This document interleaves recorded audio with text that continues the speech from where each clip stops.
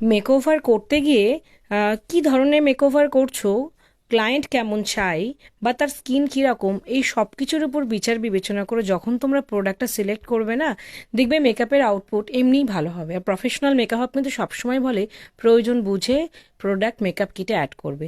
তো চলো আজকে আমি তোমাদের দেখিয়ে দিচ্ছি ইউরোপ গার্লের এই গ্লো ফিক্সারটা। এর আগে তোমাদের সাথে আমি জিঞ্জার গ্লো যে গোল্ডেন শিমারিং সেটিং স্প্রে, সেটা তোমাদের সাথে নলেজ শেয়ার করেছি।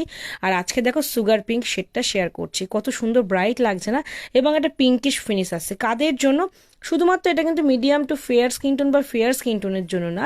এই ব্যাপারে তোমাদের কয়েকটা কথা বলে রাখি। ধরো এখনকার অনেক ক্লায়েন্ট কোনো নিউড টাইপের ড্রেস পরলে, রোজি গ্লো মেকআপ চাইলে তাকে কিন্তু এটা অ্যাপ্লাই করতে পারবে অ্যাজ এ সেটিং স্প্রে বা ফিনিশিংয়ে, লাস্ট ফিনিশিংয়ে তোমরা এই স্প্রেটা অ্যাপ্লাই করতে পারবে। জাস্ট শেকিং করো, পার্টিকেলসগুলো যখন এই ওয়াটার কম্পোনেন্টের মধ্যে ছড়িয়ে যাচ্ছে তখন স্প্রে করো।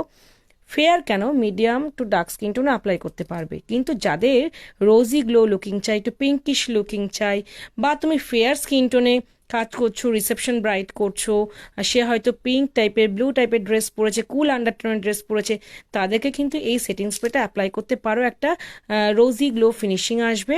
আমাদের প্রফেশনাল মেকআপের প্রোডাক্টটা অ্যাভেলেবেল আছে। তোমাদের যদি মনে হয় প্রোডাক্টটা তোমাদের মেকআপ কিটে অ্যাড করার প্রয়োজন, চটপট অ্যাড করে নাও। শেড নাম্বার হচ্ছে সুগার পিঙ্ক, খুব ভালো একটা